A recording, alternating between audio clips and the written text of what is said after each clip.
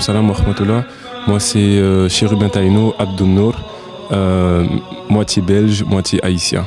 Haïti c'est une île qui se trouve dans les Caraïbes et qui est entre Cuba et Jamaïque et qui partage l'île avec la République dominicaine. En République dominicaine on parle espagnol et en Haïti on parle créole et français. Et donc c'est un peuple d'environ 9 millions d'habitants, plus la diaspora qui compte 2 à 3 millions d'habitants.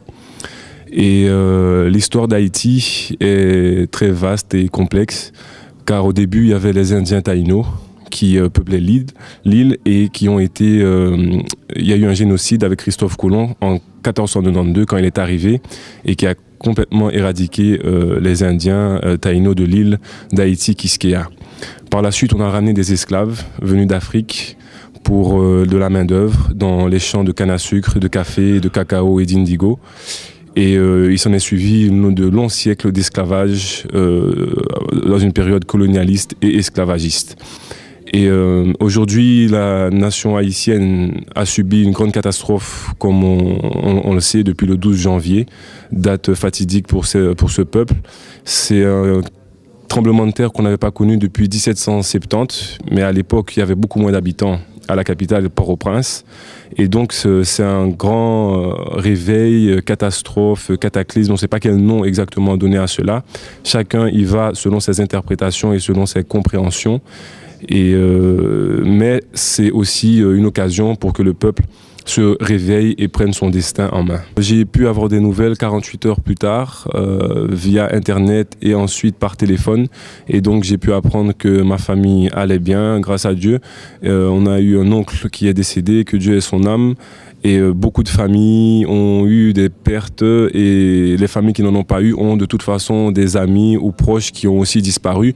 Parce que pour l'instant, le bilan s'élève à 200 000 morts et on ne compte pas les blessés. Et ça, c'est pour les cadavres qu'on a comptés. Il y en a beaucoup qui sont restés sous les décombres. Et donc finalement, on ne connaîtra jamais le chiffre exact de morts qu'il y a eu ce 12 janvier 2010. Ils étaient sous état de choc, puisque les rues étaient jonchées de cadavres. Et il fallait tout de suite aider les personnes qui étaient restées sous les décombres et qui étaient encore vivantes avec les moyens du bord, parce que l'aide a eu beaucoup de mal à arriver à temps. Il y avait déjà des avions de l'armée américaine qui sillonnaient le ciel, mais l'aide n'était pas encore arrivée à la population. Donc c'est la population haïtienne elle-même, la société civile qui s'est pris en charge et qui a commencé à aider les enfants qui étaient orphelins et qui se retrouvaient sans parents. Et j'ai pu avoir mon père au téléphone qui m'a dit qu'il était en train de ramasser des cadavres et d'essayer d'aider des gens. Donc c'était quelque chose de très difficile, psychologiquement et physiquement, puisqu'en plus il est âgé et diabétique. Et aussi pour mes frères qui étaient là-bas sur place, qui sont âgés d'une vingtaine d'années. Et à cet âge-là, évidemment, on s'imagine bien que voir autant de cadavres dans sa propre capitale, c'est quelque chose qui psychologiquement aura des impacts sur le long terme. Mais en même temps, je trouvais qu'ils avaient une grande force d'esprit, parce qu'ils étaient très lucides, ils parlaient encore avec beaucoup de force, ils avaient une certaine analyse de la situation, les informations arrivaient au compte-gouttes, donc en même temps, on n'avait pas trop... la capacité d'analyser dans son ensemble ce qui venait de se passer. Et évidemment, mon père m'a en tout cas expliqué, comme il le pouvait, que c'était un des grands signes que Dieu y montre à l'humanité pour réveiller, entre autres, le peuple haïtien, parce que même si les causes sont naturelles, tout ne se fait que par la permission d'Allah subhanahu wa ta'ala. Alors, vous m'avez dit hier que lorsqu'il fallait aller là-bas, il fallait aller avec une ONG. Comment cela se fait-il ?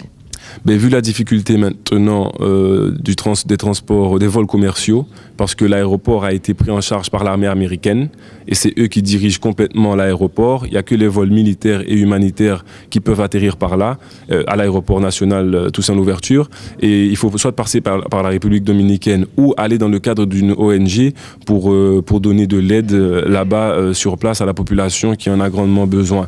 Je sais que Islamic Relief est là-bas sur place et qu'ils ont construit un camp de tentes pour mettre tous ces gens sans abri leur donner un toit provisoire.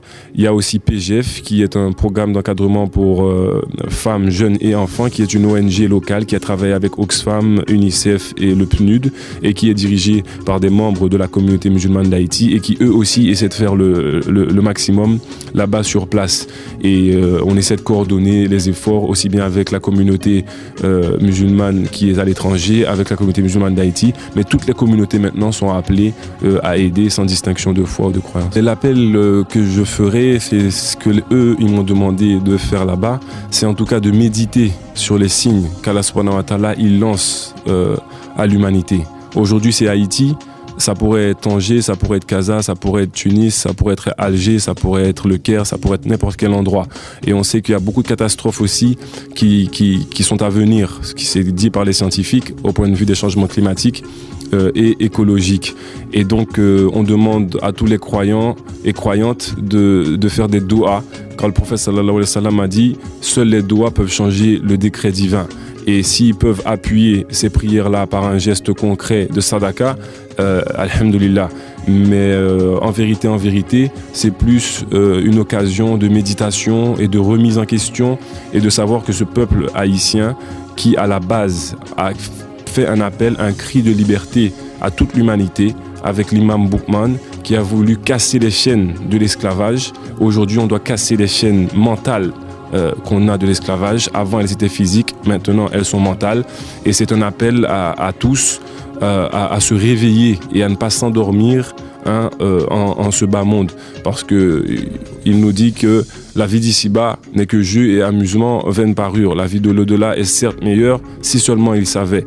Tout croyant, toute croyante doit avoir la foi et l'intime conviction qu'on est ici-bas pour surmonter les épreuves. Et ça, c'est une grande épreuve que le peuple haïtien est en train de vivre. On ne sait pas si d'autres nations ou peuples ou personnes auraient pu surmonter cela avec autant de dignité et de calme. Mais en tout cas, c'est quelque chose qu'on doit méditer là-dessus, de voir comment ce peuple reste calme et fier et essaie de se reconstruire. Donc c'est vrai que si chacun peut apporter de l'aide, surtout sur le long terme, parce que sur le court terme, comme vous le voyez à travers les différents médias, on en parle pendant une semaine, on fait du choc et de l'émotion, alors que nous, on est la communauté de l'endurance et de la patience. Donc on doit endurer et patienter et porter aide à cette nation qui a manifesté les droits de l'homme universels véritablement. Et la nation haïtienne a toujours été un modèle de liberté et de dignité de l'être humain.